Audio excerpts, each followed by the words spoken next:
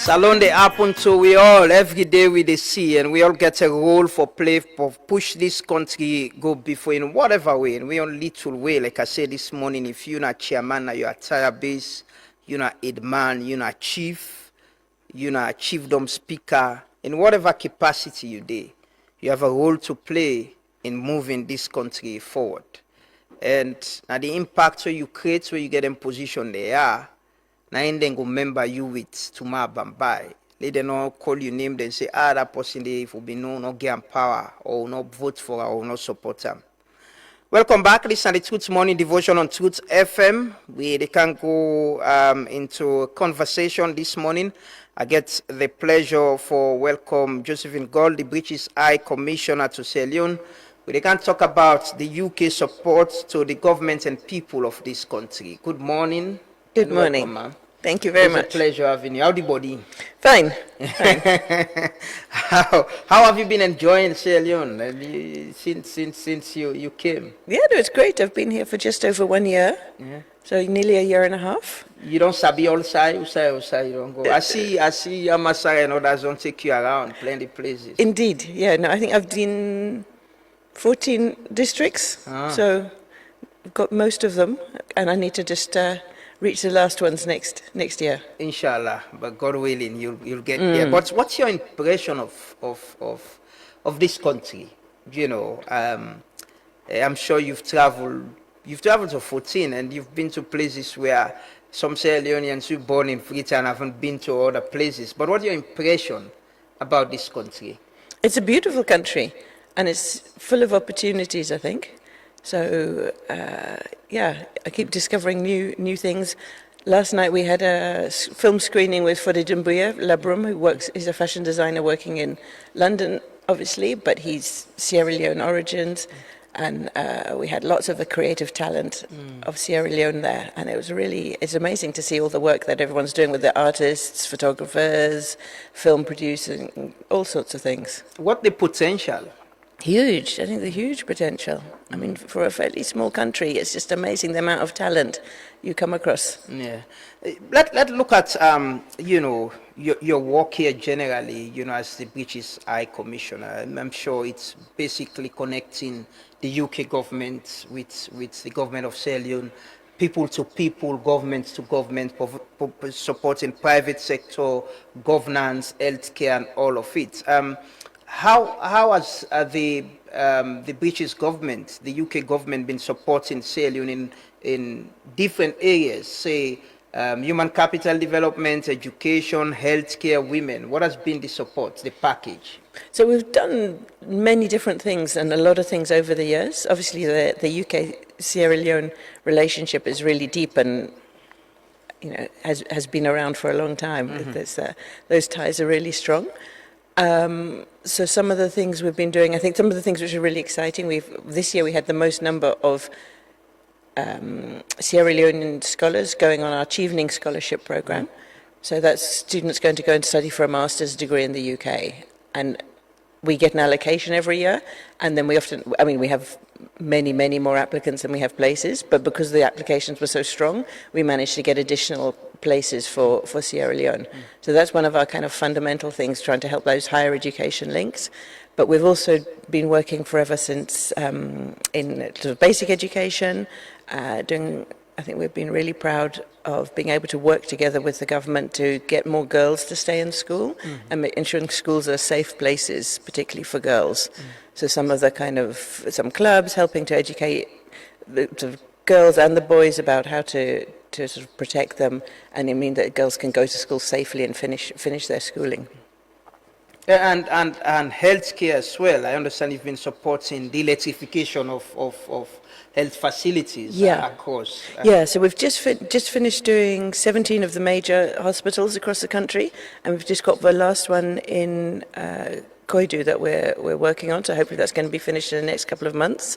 And those have given solar energy to all of the hospitals now, so we've got 24/7 electricity, and in the wards, and particularly in the operating theatres. So it just makes life so much easier for all the nurses and the doctors working there, and it just means that they can do their jobs to the best of their ability to look after their patients. Talking about women and girls, what could be your assessment or with your intervention in supporting women and girls in the country? I know you've been very much concerned about especially the issue of the Child Rights Act and the issue of FGM, its concerns as well. How do we protect our girls mostly in communities?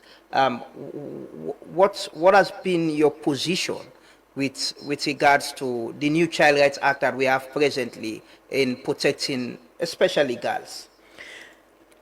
So here you've got a really dynamic civil society sector working on kind of gender issues. So we work with a lot of those organisations, and often our approach is just to kind of support them to do whatever their priorities are, because they know best what are the priorities and how they can work with society.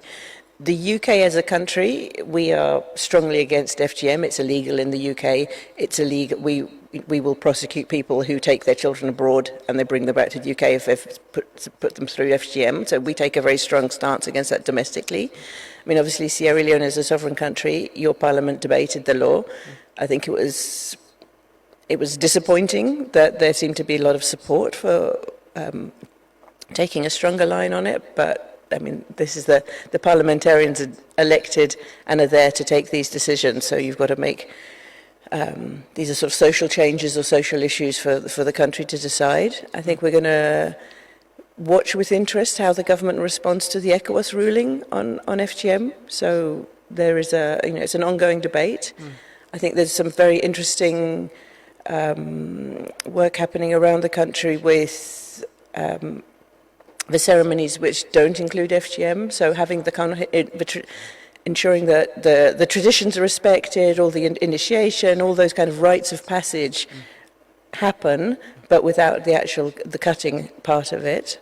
So, I think there's a really interesting debate, and I think it's really impressive that this is now something which is under discussion, because I know it has been it's still a highly sensitive topic, and it can be very taboo, but it's also very important that as a society people are discussing it and working out what works. The issue of gender issues in the country, we have the GIRE Act, the law that was passed by this government that supports women with political leadership, private sector positions as well, and political appointment.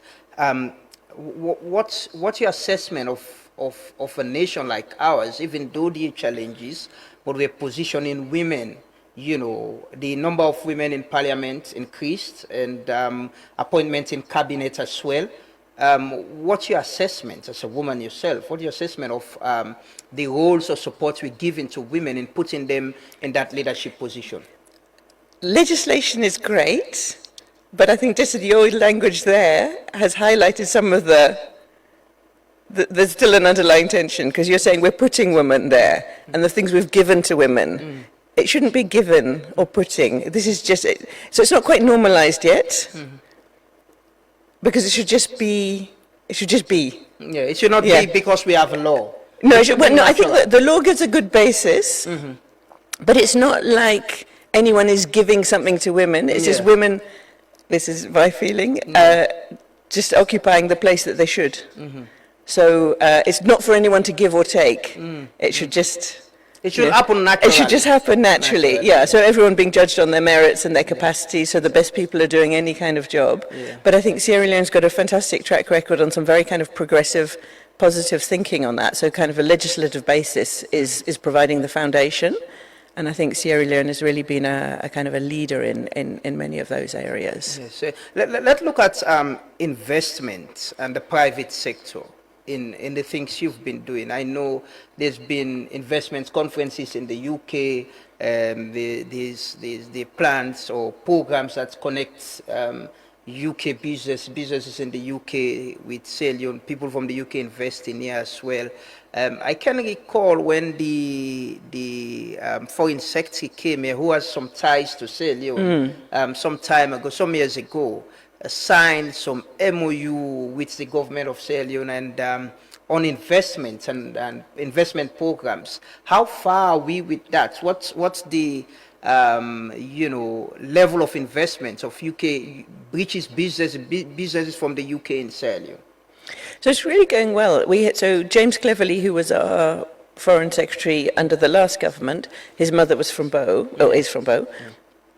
So yes, he was really passionate about working with Sierra Leone. But now we've got a different government, but it's still that same interest and enthusiasm continues. So in October, we had a whole series of investment conferences, which was great. We had one in London that was standing room only. It was massively oversubscribed. All the kind of companies and the investors wanted to come and learn about the opportunities and understand what the sort of business would be like in Sierra Leone. And then we did another one back here, working with the FAO and the government, specifically looking at investment into agriculture.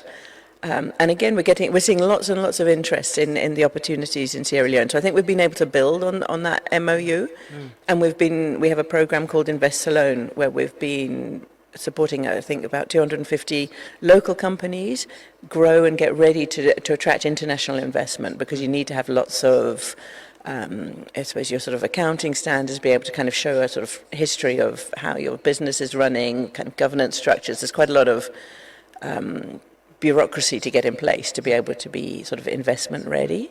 And in the investment conference in London, we saw 2 deals signed. We've got plans to have lots more kind of investor inward trips for people to come and look at different sectors, maybe do a trade mission.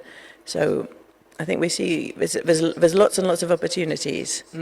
And one of the area of concern is also how do you connect small and medium enterprises, SMEs, especially those that are run by women, young women. Yeah. That's a sector that is growing in the country. How do you connect them with the markets in the UK? How do we? One of the conversation I can recall with the former foreign secretary was how do we get our products? How do we export to the UK? Like you said, our connection are historical. How do we get access to the UK market? Yeah, no, it is challenging, because sometimes you're sort of meeting all the conditions. So there's 2 aspects of it. I think one, we have a kind of a trade agreement which Sierra Leone can access, which is duty free. So we will sort of imports into the UK. So that can make products quite competitive. And so we have got people, whether it's shipping cashew nuts or some of those kind of sort of locally made products, that's happening. We can boost the volume, though. I think that's the kind of next stage to go with that.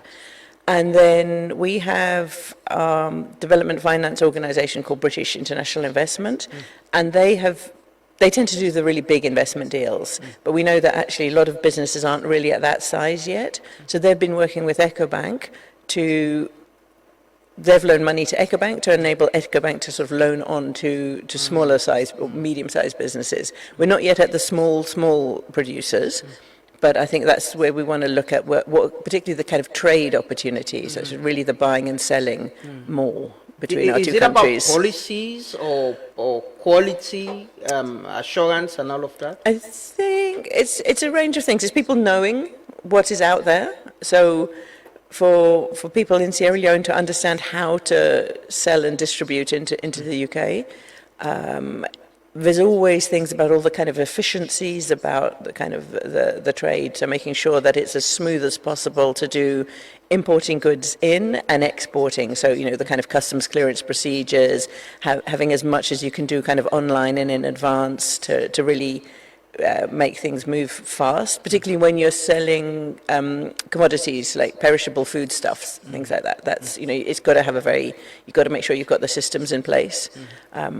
And sometimes there's always a kind of quality dimension, making sure that everything meets the standards.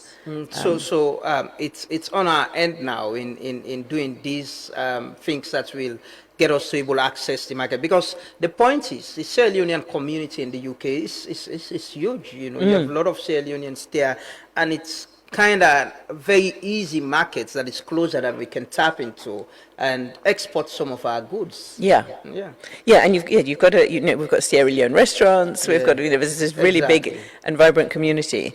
So I think there's definitely a market for Sierra Leone products amongst Sierra Leoneans, but also more widely, I think. But that's also a great basis as well for boosting trade, because you've got these sort of ambassadors for Sierra Leone all around the country. Yeah.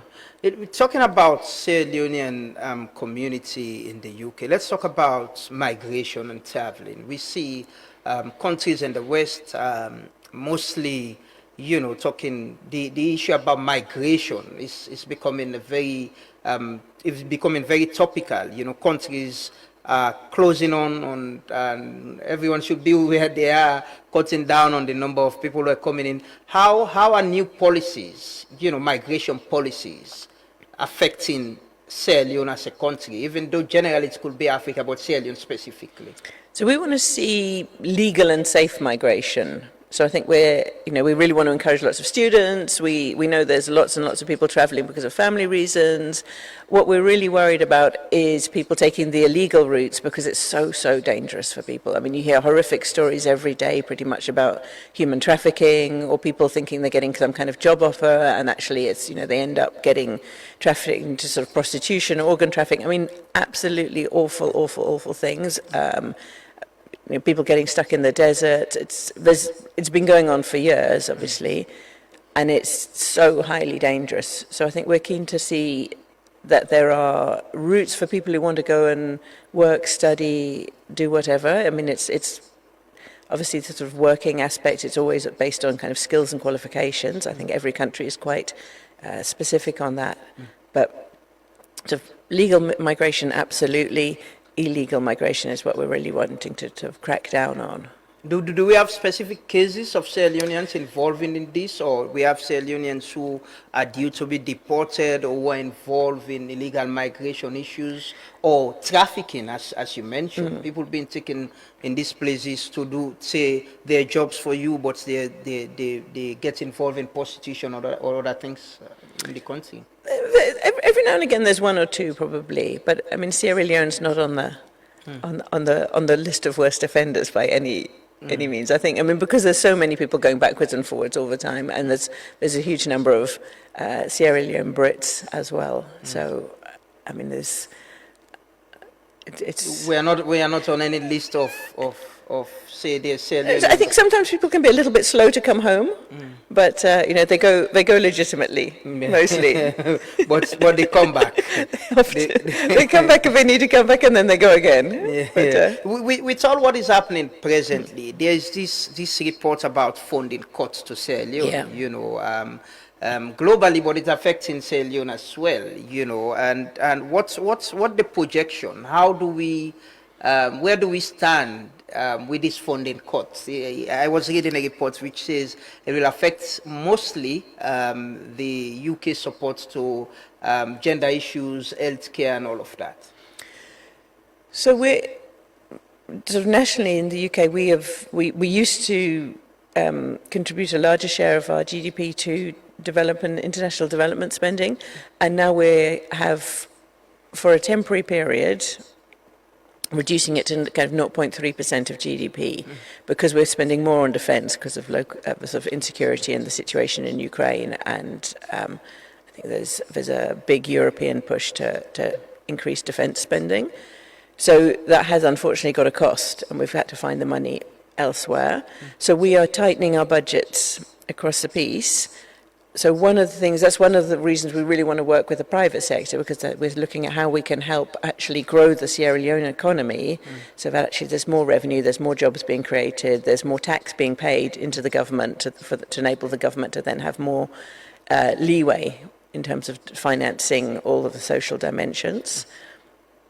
So we're in the middle of sort of designing and working out how we're going to kind of work in future. But we want to work more with the kind of technical assistance, expertise, and we probably won't be in a position to do some of the really big, large-scale kind of infrastructure development that we have done. So I think we're really proud of what work we've done, for example, in health over the last 20-plus years. We've had a program called Saving Lives, which is now in its kind of third iteration. And we've done a lot of work with the hospitals, with the whole medical community, working particularly on infant and maternal mortality and helping drive those figures down. So I think a lot of it was always going to be sort of transitioning, because you would sort of work for a period and then we wanted to sort of hand back to the relevant authorities to be leading on that. What we are going to be doing is still supporting some of the big multilateral funds like Gavi and some of those programs that we've put in, sort of well over £1 billion sterling, I think nearly 2 billion in that. So we're going to try and work a lot through those multilateral organisations which are tackling tuberculosis, HIV, malaria, all those, providing vaccines, all of that globally. So we're still going to be big contributors through that, and all those organisations are working, in every country really where it's affected and there's a need. So we're going to be working differently. We're still going to be very much interested in gender and women's rights and tackling violence against women and girls. That's a priority for our Yvette Cooper, who's our foreign minister at the moment. She's really strong on that one. And I think, we recognise sort of the importance of global health obviously Mpox has been the most recent, and it's fantastic that that's now declared finished in Sierra Leone. But, we've all had COVID, there's been sort of Ebola, all of those global health emergencies. I think we recognise the importance of working together to make sure that everyone's got strong enough systems to react. So is this cut a direct cut to the individual programs you're supporting in the country, or to organizations or to governments? Is that what you're saying? So we are cutting, as the UK, we have reduced our entire global budget that we have for spending on international development, and then we're allocating it differently. So we will have a much smaller allocation that we can use bilaterally in Sierra Leone. So we're going to have to be quite smart about how we use it to make sure that whatever we do has the most impact. So it will be small amounts of money, but hopefully we can bring expertise, we can bring people, we can sort of develop different partnership ways of working. And then we're hoping to use that sort of multilateral system to really have lots of effect and leverage. Some of the programs we were doing, so some of the programs we were working, for example, around energy, infrastructure, those were coming to a natural close anyway. We had work in health and education, which we were expecting to carry on longer, and we're actually going to be sort of downsizing some of those programs. It means reduction in money being sent to the country. It does. It is a reduction in the money that we at the High Commission have control of, but I think it's going to make us work hard to make sure we're tapping into the money available elsewhere in the system. Okay. So a lot comes through. We kind of contribute a lot of money to the World Bank, the IMF, all the UN agencies, all of that. There's a lot of other aspects. There is this £35 million grant for maternal and newborn health, which in a report I was reading is also part of the amounts that will be cut. Can you confirm that? I don't think that's necessarily the right numbers. We're not. I haven't got all the numbers with me, but a lot of these programs are already part way through. So there's maybe an initial allocation. Lots of the money's already been spent. We're carrying on next year slightly smaller than we'd initially planned, and then we'll be kind of winding the programs down in 2027. Is this about reminding us that you need to cut down the reliance on donor aid or the UK support to other countries as well? Is it about telling us you need to look inwardly in raising funds and supporting your own programs? I think that is true in general, and I think every sovereign country wants that in the long term. It's you want that independence to take your own decisions. You don't want to have money coming in from elsewhere. I think it is always challenging when you have a lot of donors in country anyway, because everyone is trying to do the best, but we'll have different reporting systems. You'll be kind of working. You've got an extra challenge making sure everything is coordinated. And you don't really want the sort of ministries working as program managers. They should be developing the policy and implementing that for the nation. So, ideally, I think every country wants to be in a position where you can sort of wave goodbye to the donors because you're the revenue is the there. consideration also is that how could this, as a developing nation, how could this affect especially women or girls in remote communities where you've been working? I've seen you've been to Falaba, you've been to Koinadugu, you've seen firsthand how your projects and programs you're supporting through local NGOs creating impact in the lives of people, and it seems they at the receiving end, this will create some impact negatively on.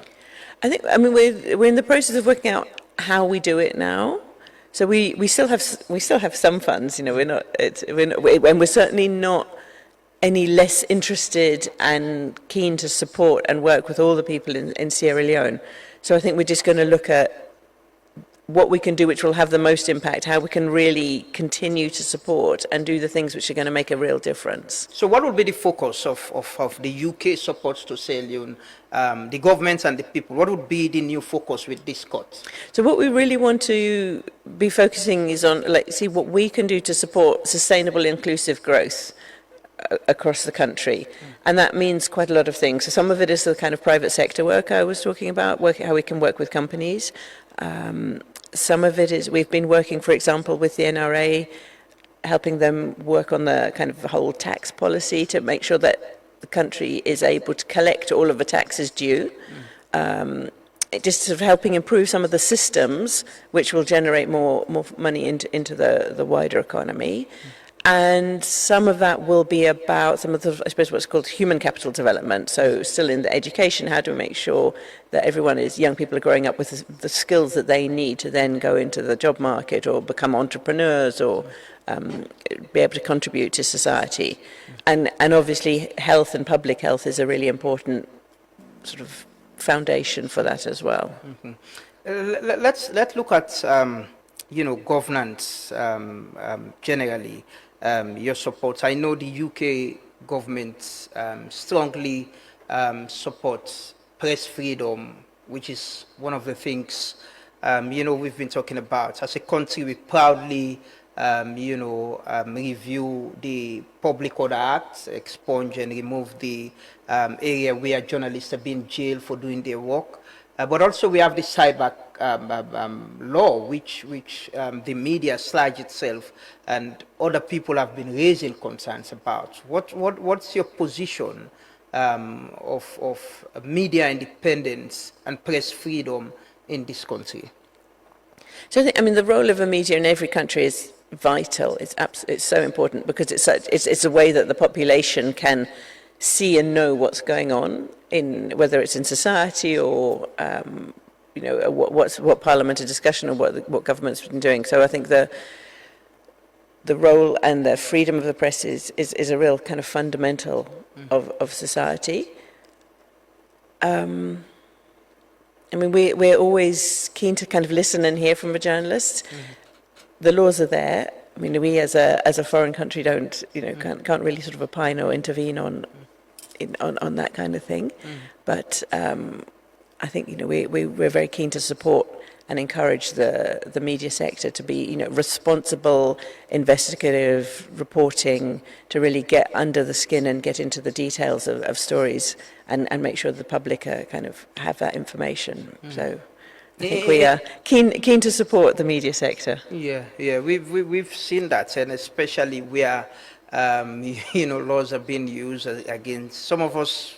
Behind the scenes, have been getting those supports, we could say openly. But in March of this year, you met with the Inspector General of Police, and I just wanted to look at the issue of law enforcement and the role of law. There's this big issue, this big conversation about drugs, drug trafficking and the situation of drugs in this country. There's been reports of how people, to some extent, import things that are used to produce drugs, kush or say, in this country from the UK, from other countries as well.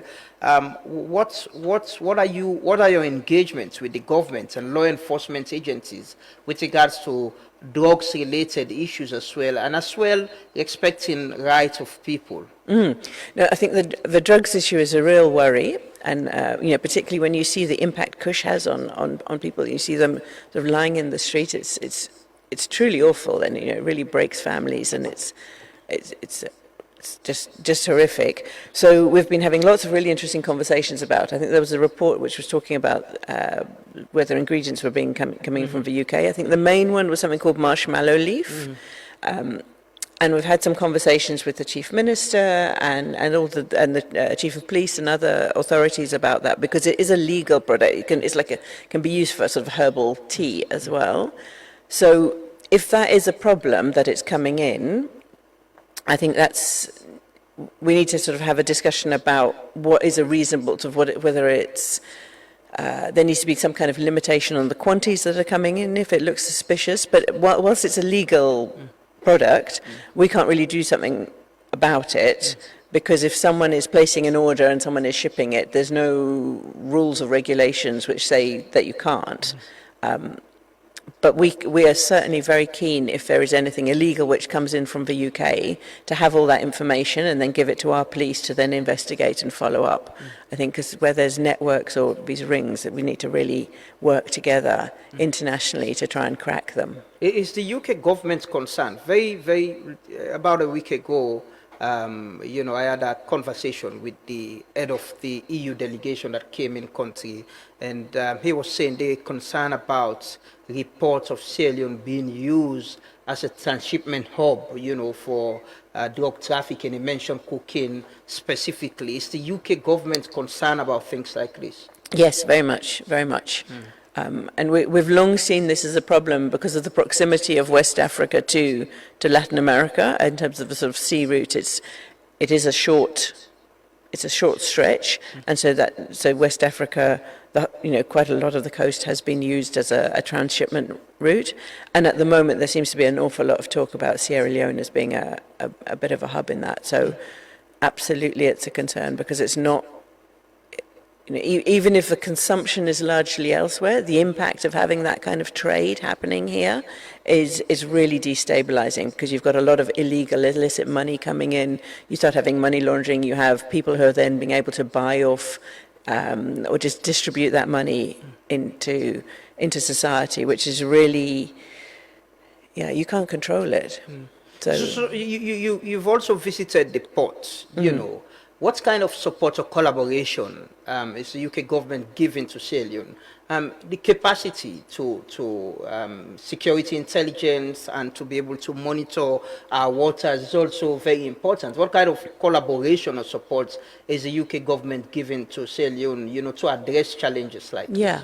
So we've been working on, I think most recently we've provided two boats to improve the sort of, I think it's maritime domain awareness.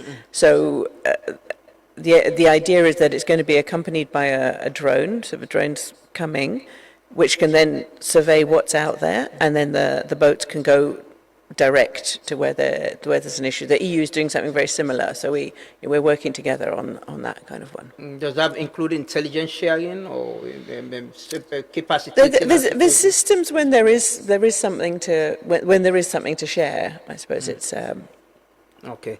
Let's move to governance issues.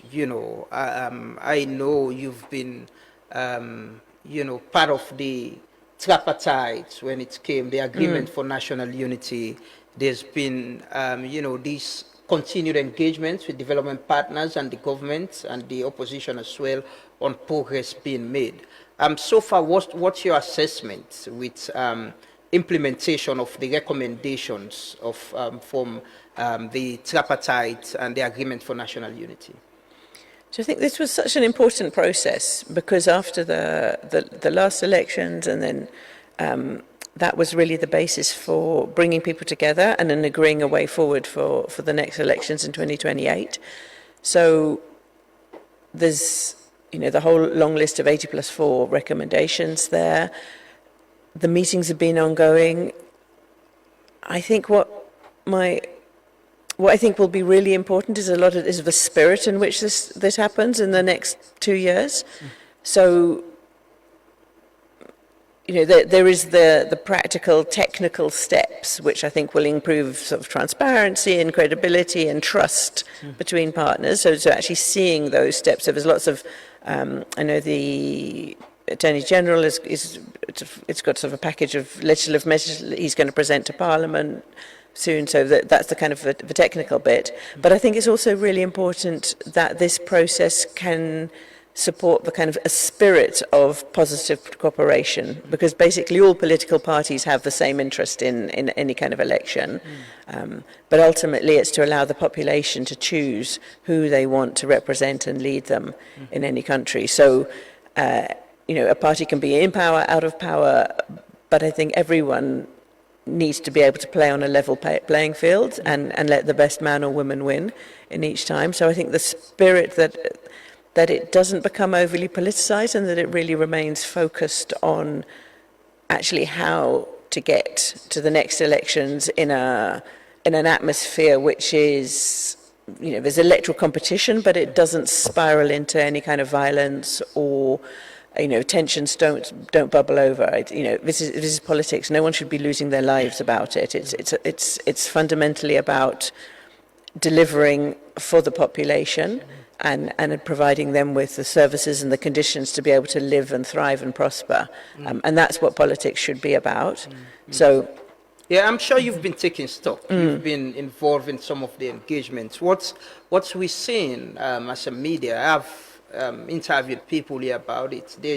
There seems to be this ongoing issue between the opposition and the government on one hand and the tripartite implementation committee. There are a lot of disagreements, even at this stage where there are engagements ongoing. With your own assessment, is it something that will lead us to an election where I will not have the same issues that keeps coming up in reports that will cause other tripartite, if I could say? I think there's still 2 years to go. So, depending on the date of the next elections, precisely. But there's time. There is time. But it's speed, like you said. There needs to be that but there's a lot of work. There's a lot of work to be done because there's a lot of preparation. The ECOWAS rules is that you shouldn't make any kind of fundamental changes in the 6 months prior to elections in terms of laws and legislation. So that cuts down the time available to get it done.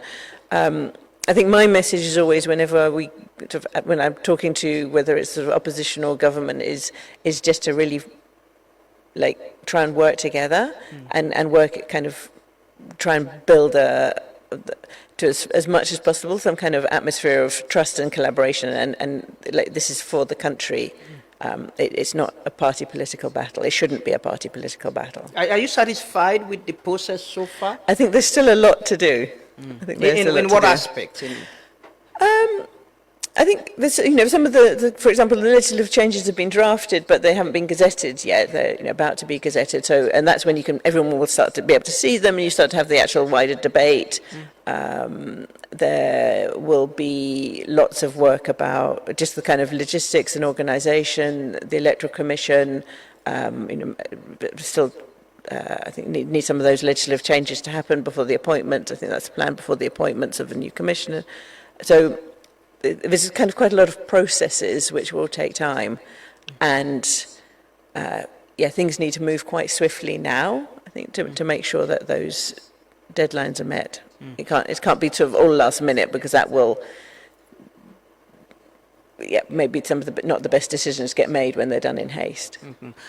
So what kind of support are you providing, to ensure that this whole process is well implemented and inclusive as well? That is what, I agree with you. How do we get the people to buy into this and believe this is a process that will lead us to an election that will not become violent, cause confusion and lack of trust as well? What kind of support are you providing, is the UK government providing at this stage? So we're doing a lot of talking. I think it's primarily a lot of talking, and then working together with the other international partners as well, just to make sure that we're all fairly consistent in what we're saying, and trying to kind of just push and nudge the process forward. And you see the commitment? I mean, everyone wants to get to the elections, but this is ultimately, I think also everyone is a politician a lot of the time in this process.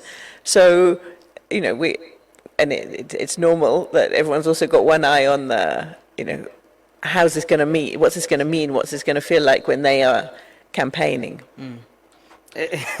So I know, because for me, I've been saying that here we have an opportunity now to address the challenges we've all been seeing in our elections. If you read reports from election observers, it's almost the same with every other election. And if we can't address the issues now, and like you say, we rush it at the tail end of before the elections, then we go into another election that will lead us to another tripartite possibly, or disagreement after the elections, and we have to sit again and watch as things go around. The commitment in implementing this and addressing the problem is very important, but also as moral guarantors, as development partners who are supporting us with different things, it's important that the public or the government or those involved, the politicians, understands what your position is. If you're not satisfied with what is happening, maybe you can be the voice that will call out people where people will not say, no, they're leaning to this political party or this other political party or individuals. And this is the time we could do that, actually. So I think you're absolutely right when you say about all the electoral observer reports over the years. So there's no surprises. I think everyone knows exactly what the priorities are in terms of what changes are going to be important to make, and how everyone is going to need to sort of behave and work around the next elections. Because it doesn't have to be that way. It can, you can have a election where, someone wins, someone else concedes, and, everyone gets on, and different parties will be controlling, have different stakes in parliament or sort of local government, and all of that should and can coexist well. I think at the moment, I would say definitely our approach is to have lots of those conversations in private, and probably some people think I'm a bit of a nag and sigh when they have to pick up my phone call kind of thing. But I think we just keep on having those conversations. Yeah. Well, yes, I know the diplomats will have the side conversations and how things go. But, most times the Sierra Leonean public, when it comes to these things, they rely mostly on what's the position of development partners, because they believe, the people believe our politicians, our governments always, we listen to whatever your positions are, or you could push them to some point on behalf of the people and the interest of the people. But we are all hopeful. We are hopeful that things will change and get better. But quickly, I want to ask about the civic space. It's important. It's part of the recommendations and the reports as well. How do we ensure that we have, this very independent civic space where civil society, the media, will collaborate, hold people accountable, support governments where to support them? What are your assessments of it so far? There's been reports which has shown that it's dwindling. A lot of people are scared to come out to speak because they've been tagged one, or laws can be used to arrest them, and the support, where they're getting support, they've been stifled of them as well. What's your assessment of the civic space? Yeah, no, I think there's some really dynamic and really well-informed people, groups, individuals, working in that space. I do find it really perturbing, and also when I speak to journalists, the same thing. When you hear people are sort of getting, threatening phone calls, or just a friend phoning, sort of hinting at a threat. It's very, it's hard to pin down in a way. So you can see how it scares people and makes them very nervous, and there's not a great deal that they can do with that. And I think that is very, very kind of regrettable that kind of sort of bullying, threatening, intimidating behaviour can happen wherever it emanates from. I mean, it's hard to sort of to track. So I think civic space, like the media, I think it's really important that it's protected and able to flourish and thrive and play a responsible role, because again, it's very, very similar, I think, to the media, that it's those are people who are kind of getting in depth into issues, can champion causes, and can really kind of raise issues in the profile of issues and concerns, and sort of push to, I think, every government needs to be sort of pushed a little bit to make sure that they are meeting their kind of manifesto pledges, or they're being held accountable to do what they have promised to do for the people, because ultimately, it's the people of Sierra Leone who are at the heart of everything. Yeah, and it's becoming a point where civil society and the media will rely on the foreign missions to, provide some support or protection for them.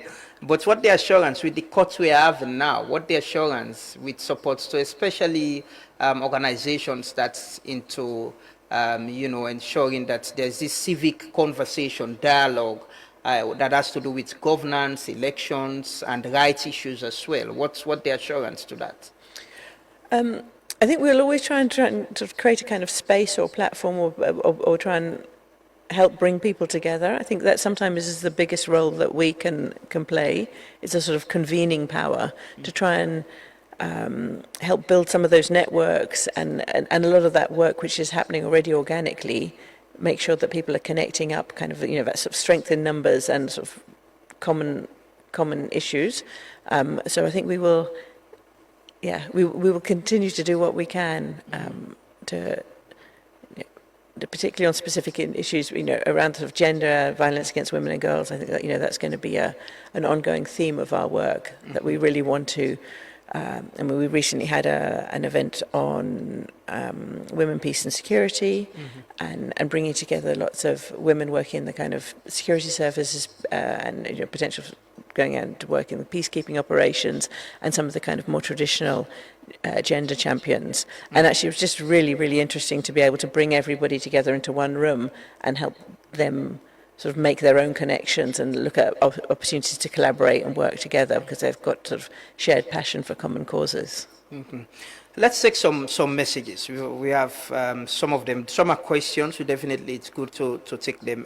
This one say, Lamana, please ask her about the IELTS system. Sierra Leoneans have been subjected to take the IELTS exams before migrating to the UK. Our system of education purely done in English since kindergarten stage, and we're being degraded for proof of proficiency, and that is affecting a lot of people from traveling to study in the UK. This other one say people are being denied visas who are genuinely applying to get visas, and that is why they're using the wrong routes. You need to address that, especially people who want to travel for pleasure and medical. The UK government has been here and they've been supporting us, but when it comes to the past elections, they've not been very determined to let our politicians understand that elections should be free and fair. Until after the elections, they invest in tripartite and agreement for unity. Madam, as a Sierra Leonean, one thing I and millions of others will want you to do for us is to stop allocating monies directly to our government officials. That a recipe for corruption. Instead, find strategic ways that will benefit the people directly. Sierra Leone should not have issues with UK government cutting down aid to Sierra Leone. We need to look inwardly and raise our own revenue so that we can invest in ourselves. I'll take one more. This one says, please ask her about when is the next call for the Chevening program, and what are the other opportunities for Sierra Leoneans who want to go and study in the UK to be part of, to benefit from these opportunities. I've been applying for several times, but I've not been able to be selected. I will take those questions. Okay. Yeah. So IELTS, Before I came here, I was in Kenya, and we had exactly the same question. Why? So it's something the universities want. They just want to have that basis.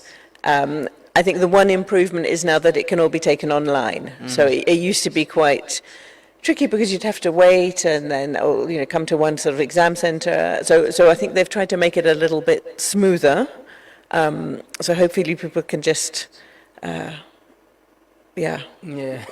Sorry about that, but Sierra Leone is not the only country. It's part of the criteria, and Sierra Leone is not the only English-speaking country where people sort of tear their hair out about it. So it's certainly a complaint I've held a lot before. On visas, I think the mistake a lot of people make is that they just don't provide enough supporting evidence. So I think what they need to bear in mind is that they know why they're travelling, they know who they are. But they're putting in a dossier which is then being reviewed by someone sitting in the UK who's just looking at the papers they've got in front of them, and they've got to make a sort of decision on that. So I often get people saying, like, I didn't get my visa, or my friend didn't get their visa. And I say, but did you tell them, like, how much you earn? And what or did you? No.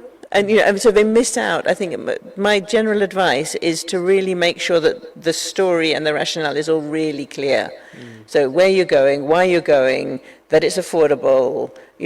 Just provide, if you're going to a wedding, make sure you put in a copy of the invitation. All of that kind of stuff. Really prepare the documents properly. And if we do refuse visas, there's always a reason.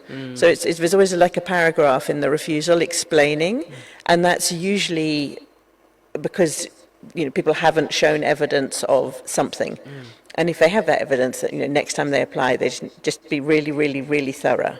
I think that's my. Yes. Someone asked about the other opportunities. So for study. So the next wave of Chevening will open in August next year, and then the other scheme is the Commonwealth Scholarship Scheme. As well. So, but if you just Google Chevening or Commonwealth Scholarships, there's lots of information online about that when they come back home. So those are the kind of criteria in the statements to really think about. And if you keep applying and you're not selected, you should keep continue. applying. Yeah, just keep applying. Absolutely. Yeah. And what do you look for? What the criteria? What are the things that people should have before they apply? Because if you don't have what it takes as well, you keep applying. You'll keep blaming that you're not being selected, but you don't have what. So what I love about our Chevening scholarships is people can genuinely study anything. It's any kind of master's subject. So, but what is really important is your motivation for doing it. Why you think doing it in the UK and doing that particular course is going to make a difference. So really kind of research the course, know why you want to go to that city, to that university to do that. What's the content of the course that you really want to do, and this whole kind of vision for leadership and future plans. So think of 5 years, 10 years after graduating, what's the kind of dream? And because a lot of the time it's people are, they've maybe been quite active in civil society, for example, and then they're going to come back and be able to take that to another level, or use the kind of skills they've gained and the networks they've established to then sort of take everything up a notch. And the networking bit is one of the big opportunities, but also I think that's a criteria that we're interested in. How can people build on that global network to really increase their voice and have more impact? So definitely apply. There's no limit to how many times people apply. There is no cut-off line. You can apply as much as you can, and it'll be that time. And someone mentioned about supporting projects that directly impact the people instead of, giving it to government or directly. But I think that is what the UK government does, right? Yes. Support programs. Yeah, and particularly, for example, with work with gender, we've been doing that. We've been really trying to get to the kind of grassroots organisations to make sure that they have some funds to then be able to do what they what they're designed to do, essentially. There is one question here from Abakar Jallo. It says, please ask the Commissioner if Britain will pay the reparations to Sierra Leone. There's this conversation about reparation and all of that. I was just reading the other day, the Ghanaian president was saying was demanding that countries should pay reparation back to African countries. Is that a conversation that we're having? I think it's a conversation which is starting globally. Yeah. I mean, the Caribbean has been very. I think there's, they're really championing that conversation. I don't know where it's going to go, but I think it's very interesting that it's starting. And it's legitimate. It's definitely a conversation to be had. It is a conversation to be had, and we've also had lots of interesting. I think the French have been very forward-leaning on, for example, returning artifacts, cultural artifacts to different countries. So it's a debate which I think is beginning to take root. And someone was talking about how do we have people like the British High Commission and raising concerns about governance issues before the elections and not wait until after elections, ringing the bell, raising the alarm and the red flags before the election so we could resolve them and not go into, not election specifically, but governance issues that might, that have the tendency to affect elections. Someone was saying, let me read that message. It was a long message, but let me see if I can pull it up. It says, the UK stood by while Sierra Leone elections have been rigged or dictated by foreign power for decades without doing nothing. Matter of fact, the 2023 elections is the worst ever seen in the world, stolen by this present government with impunity. And I think international partners should raise the alarm before the elections rather than just wait after elections. I think, there's something about the whole sort of nature of what diplomatic relations are and how we work. So we will work with all different, obviously we have a kind of government-to-government relationship, but then we have a kind of wider interest in being able to understand and know about the dynamics of what's happening in the country, and so we'll talk to everybody.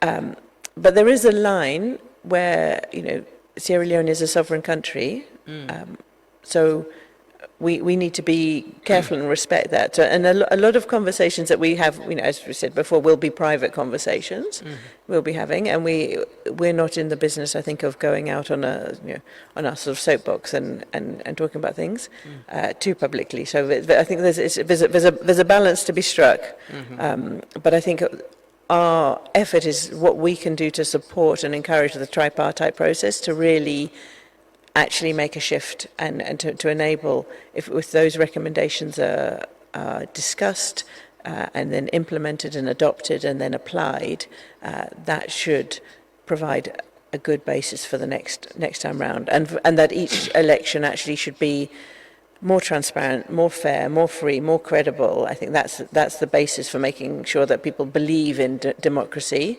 And one final question I'll take is from Olawumi Koka. She's saying, please ask why the UK government visa criteria is so rigid for Sierra Leoneans to migrate to UK whilst they are colonial masters. Mind you, most of our natural resources are in their hands, and I think Sierra Leoneans need the opportunity to travel and make their lives better. So I think our visa regulations, it's all very transparent. So do the research if you want to apply. It's all on the sort of criteria people want. I think there are legal and legitimate ways to get a visa. Not everybody is going to get one, I think. People need to be going for their sort of stated purpose on the visa. But certainly, visas are available, and we're trying to get to a point where actually they're going to be e-visas. So we're trying to make the process lighter as well. Okay, so we close in this conversation, but what seems very clear is, we still, relying on donor partners to support us as a developing nation. And there is this report of the court, but you've given some assurance that things will, the certain support you're giving will continue. What message do you want to leave with Sierra Leoneans, with your work here and what you're doing, the UK-Sierra Leone partnership? How will you ensure you continue to strengthen it, people to people and government to government? I think you've got a really exciting country here. You've got a kind of young, dynamic population.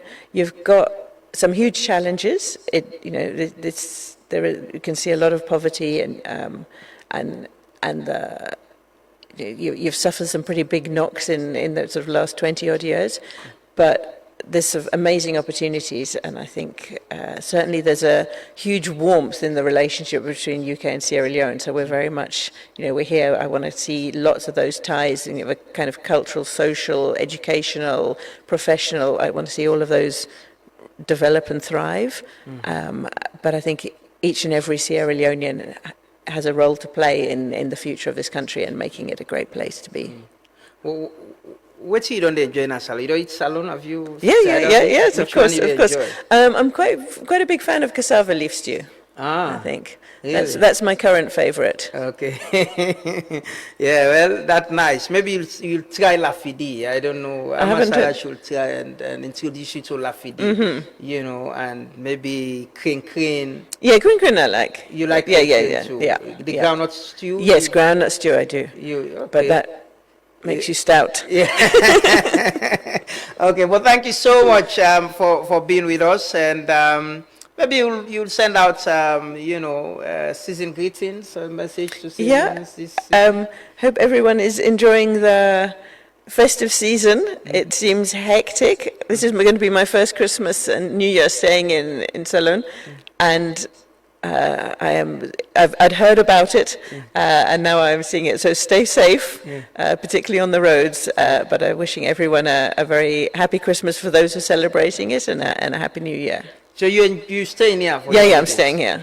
This is your first? It was my first time. My family's come out. Okay, that's good, that's good. So what we'll do is to hand over the bell to you. You'll ring this bell, and yes, just ring it for us. So usually we ask people to give message, about the drug situation, especially to our young people. I know there's several reports which indicates a lot of young people want to leave the country, but you have, like you mentioned, you have young people who are involved in drugs who have become addicted as well. What's your message with the drug situation in the country? We used to have a anti-drugs campaign in the UK, which was, the line was just say no. So just don't start. Don't resist the temptation to try it. Don't be curious. It's not cool. It will destroy your life. Thank you so much. It will destroy your life. Not even try them. Don't. Have you learned any Creole word? Small. Well, these guys, Amazara and others, they need to do more than for teach you some plenty Creole. How the body? The body fine, thank you. Body fine. Okay. Well, thank you so much, madam. Thank you for joining us this morning. It's a pleasure. This is your first time coming here. Hopefully, we'll have you in subsequent editions to discuss further about the UK-Sierra Leone partnership and support you're giving to the people and government of this country.